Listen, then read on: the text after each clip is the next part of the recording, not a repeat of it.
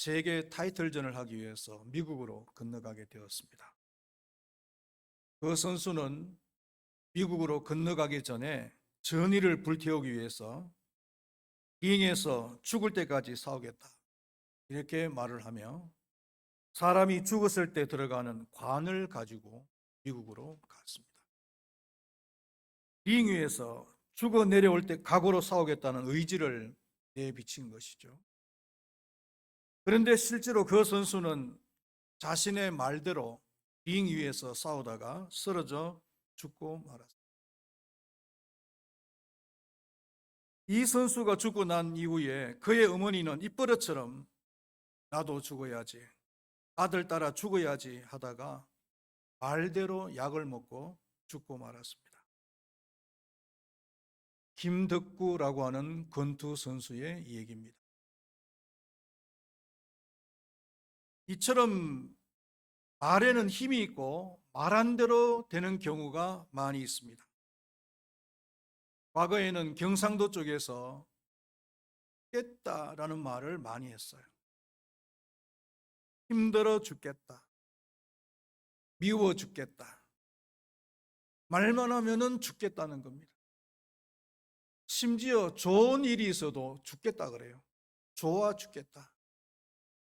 좋으면 좋은 것이지 왜 좋아 죽는 거예요? 그래서 과거 경상도 쪽에는 자살률이 굉장히 많았다고. 그러므로 자신에게는 말할 것도 없고 다른 사람에게도 말을 할 때는 조심해서 해야 됩니다. 축복의 말을 해야지 저주의 말을 해서는 안 된다는 것입니다. 오늘 봉독한 이 본문 말씀도 말에 대한 이야기입니다. 사람이 교회에 나오는 이유는 재용서함을 받고 구원을 받기 위함입니다. 이것이 가장 큰 이유입니다. 구원은 어떻게 받습니까? 하나님의 아들이신 예수께서 내 죄를 위해서 십자가 위에서 죽으셨다고 하는 사실을 믿기만 믿으면은 구원을 얻게 됩니다. 그 나머지는 다 부수적인 것이고 가장 중요한 핵심, 예수님이 하나님의 아들이고 그리고 내 죄를 위해서 십자가 위에서 돌아가셨다라는 사실, 그 사실을 믿기만 믿으면은 우리는 구원을 얻습니다. 믿습니까, 여러분들? 우리 큰바위교회 모든 성도님들은 이 사실을 믿고 구원을 받은 줄로 믿습니다. 할렐루야. 입으로 시인하는 것이 중요하죠. 그런데 문제는 입으로만 시인하고 입으로만 믿는 사람이 있다는 것입니다.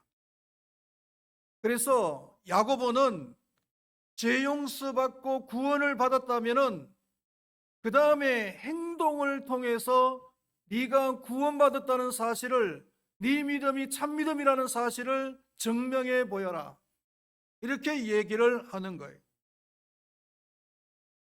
그 사람이 구원받았는지 안 받았는지 사람은 알 수가 없어요. 오직 하나님만이 알 수가 있습니다. 아멘이라고 하긴 했지만은 진실된 마음으로 참 믿음으로 아멘을 했는지 그냥 형식적으로 아멘을 했는지 모르잖아요. 하나님만이 알 수가 있다는 겁니다. 그런데 사람도 어느 정도 알 수가 있는 방법이 있다는 겁니다. 그것이 뭐냐 하면은 그 사람의 행동을 보면은 알 수가 있다는 거예요. 구원을 받은 사람이 올바르게 행동을 하면 좋은데 구원을 받았다고 하면서 올바른 행동을 하지 않고 오히려 더 많은 죄를 짓고 사는 사람들이 있다는 겁니다. 그 사람은 구원받은 믿음을 가진 것이 아니고 죽은 믿음을 가진 것이라고 사도 야고보는 말을 하고 있는 거예요. 구원받은 사람들은 죄가 얼마나 무서운가를 아는 사람들이에요. 그래서 죄 짓는 것을 두려워하고 죄를 안 지키기 위해서 발버둥을 치는 거예요. 죄와의 싸움에서 치열하게 싸움을 하는 겁니다. 그게 구원받은 사람의 삶의 모습이에요. 그러나 성숙하지 못한 믿음을 가진 사람은 마치 불신자처럼 죄 짓는 것을 두려워하지 않습니다. 심지어 죄를 지어놓고도 죄라고 생각하지도 않아요. 사랑하시는 우리 금바위교회 모든 성도님들은 구원받은 믿음을 가졌으면은 행동으로 그 믿음을 증명하시기를 바라겠습니다. 우리가 가장 쉽게 죄를 짓는 것 중에 하나가 뭐냐 하면은 남을 비방하는 거예요. 아주 습관이 되어져서 입만 번긋하면 남을 비방하는 사람이 있어요. 형제에 대해서 수군거리고 중상모략하고 험담하고 비방을 하는 겁니다. 나는 별 의식 없이 가볍게 말을 함에도 불구하고 상대방에게는 엄청난 상처를 입힌다는 사실을 우리는 기억해야 됩니다. 칼에 베이는 상처보다 혀에 베이는 상처가 더 크다라는 말이 있잖아요. 그래서 성경은 성도들 간에 비방하는 것을 멈춰라, 이렇게 얘기를 하고 있습니다. 왜 성도들 간의 비방을 멈춰야 되는가? 몇 가지 이유를 얘기하고 있는데, 첫 번째로는 우리 모두가 형제 자매이기 때문에. 11절 말씀 우리 다시 한번 읽어보겠습니다. 11절 말씀, 형제들아 서로 비방하지 말라. 형제를 비방하는 자나 형제를 판단하는 자는 곧 율법을 비방하고 율법을 판단하는 것이라. 되었습니다. 거기 보면은 형제라고 하는 말이 3번이나 반복해서 나오는 것을 볼 수가 있죠. 3번이나 반복해서 나온다는 말은 무슨 말입니까? 형제라는 말을 강조한다는 겁니다. 성경을 읽을 때 반복해서 나오면은 이거는 강조하는구나, 여러분 이렇게 생각하시면 돼요. 똑같이 하나님을 아버지로 섬기는 사람들이잖아요.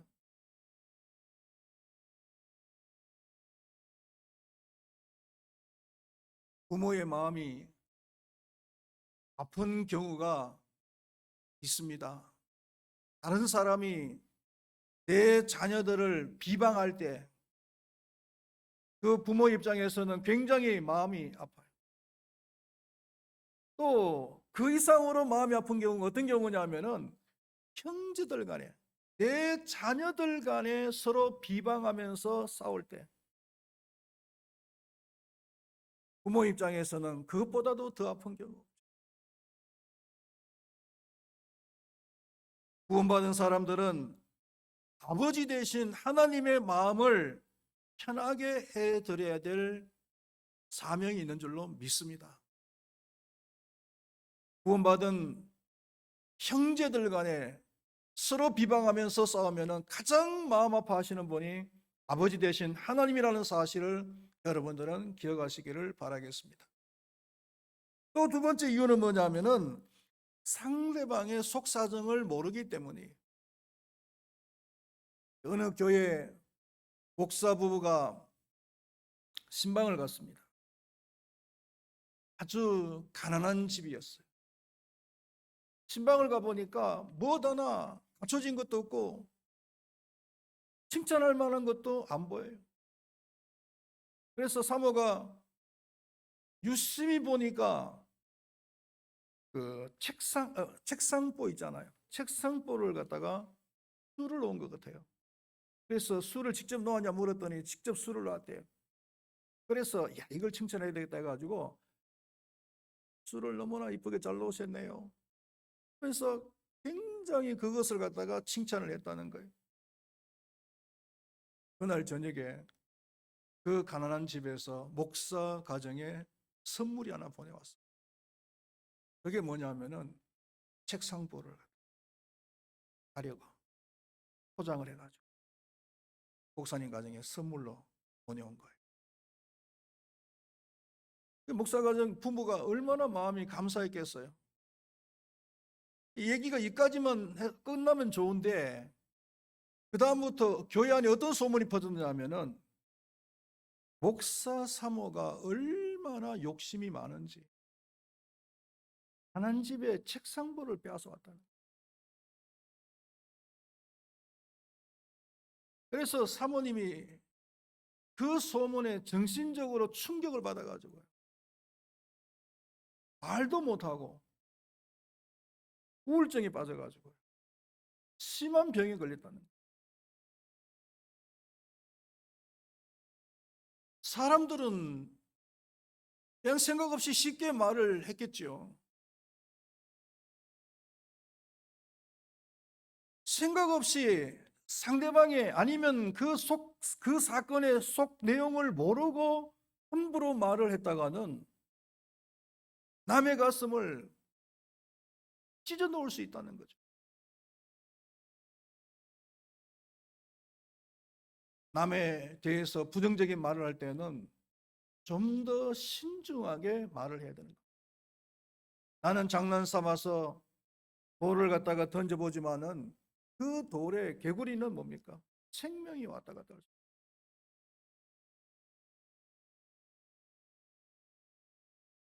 있어요. 남의 속사정을 잘 모르기 때문에 우리는 함부로 비방을 해서는 안 된다. 그리고 세 번째가 뭐냐면은 남을 비방하는 것은 하나님의 주권을 침범하는 것이기 때문에 12절 말씀을 우리 한번 읽어보겠습니다. 입법자와 재판관은 오직 한 분이시니 능히 구원하기도 하시며 멸하기도 하시느니라 되었습니다. 거기 말씀이 무슨 내용입니까? 율법을 제정하신 분은 하나님이시고 그 율법을 어긴 사람을 심판하시는 분도 하나님이시다. 이거 아니겠습니까? 그런데 만약에 사람이 그 남을 비방하는 그런 행동을 한다면은 그것은 하나님의 주권을 침범하는 아주 교만한 행동이라는 거예요. 그 사람이 옳고 나쁜 것은 판단할 수 있는 분은 오직 하나님밖에 없어요. 그런데 내가 그 사람을 판단하고 비방한다는 것은 하나님의 주권을 침범하는 거예요.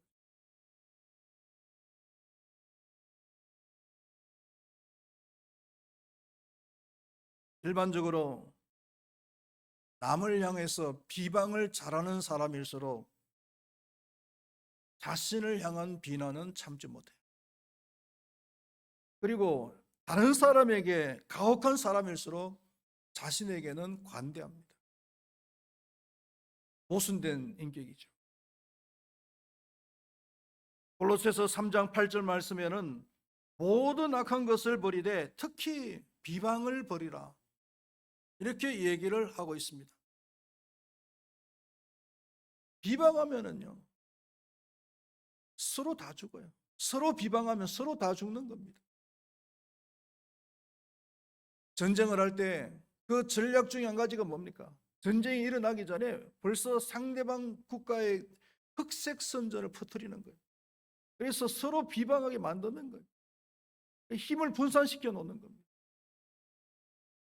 그리고 전쟁을 일으키는 거예요. 마귀의 전략이 바로 그겁니다. 교회를 무너뜨리기 위해서 교회 안에서 흑색 선전을 퍼뜨리고 성도들 간에 서로 비방하도록 만드는 겁니다. 영적 싸움에서 중요한 전략입니다. 개구리와 정갈 이야기가 있습니다. 정갈은 잘 쏘는 특성이 있죠. 정갈에게 쏘여본 적이 있으세요? 우리나라에서는 정갈을 보기도 힘들겠지만 저는 선교지에서 정갈한테 직접 쏘여봤어요. 목이나 벌한테 쏘이는 거는 일도 아니에요. 안 죽은 게 다행입니다. 정갈이 강을 건너야 되는데 강을 건널 수가 없잖아요. 정갈은 기어다니니까. 그래서 강을 건너기 위해서 개구리에게 도움을 청하기로 했어요. 그런데 이 개구리는 정갈을 믿을 수가 없잖아요. 왜냐하면 이 정갈이 너무나 잘 쏘기 때문에. 언제 쏠지 모르거든요. 그런데 이 정갈이 워낙 간곡하게 부탁을 하니까 단단히 다짐을 받고 도와주기로 했습니다. 네가 날 쏘면은 둘 다 죽는다. 이 강을 건너다가 만약에 네가 나를 쏘면은 우린 둘 다 죽어. 그러니까 절대로 쏘면 안 돼. 단단히 부탁을 하고 그리고는 이제 정갈을 등에 업고 그리고 이제 강을 건너기를 시작하는 거예요. 중간쯤 왔습니다. 그런데 이 정갈이 어처구니 없이 그냥 습성대로 그 개구리를 쏴버린 거예요.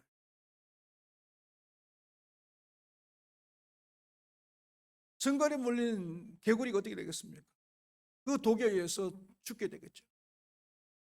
죽으면서 그 강에 빠져가면서 들어갔습니다. 그리고 이 정갈도 함께 그 강 속으로 빠져들어갔죠. 정갈은 마지막으로 이렇게 말을 합니다. 어쩔 수 없어. 그게 내 본성이야. 죽는 줄 알면서도 그냥 본성대로 그냥 쏘아버린 거예요. 마치 우리의 모습을 보는 것 같지 않습니까?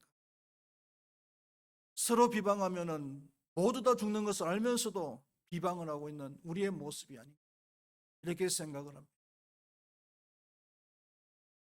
결론적으로 말씀을 드리면은요, 교회 안에서 해야 할 말이 있고 해서는 안 될 말이 있습니다. 특별히 서로 비방하는 말을 하면 안 됩니다. 우리는 하나님을 아버지라고 부르는 한 형제 자매들입니다. 형제들 자매들이 서로 비방하면 아버지 되시는 하나님의 마음이 가장 아픈 거예요. 그리고 사람을 판단하는 것은 하나님의 주권입니다. 그런데 내가 사람을 비방하면은 하나님의 주권을 침범하는 꼴이 되는 겁니다. 쭉 교만한 행동이 되는 겁니다. 바라기는 우리 금발교회에서는 비방하는 일을 절대로 하지 마시고 좋은 말만 할 수 있기를 바라겠습니다. 그래서 교회를 살리는 그런 모든 성도님들이 될 수 있기를 축원드리겠습니다.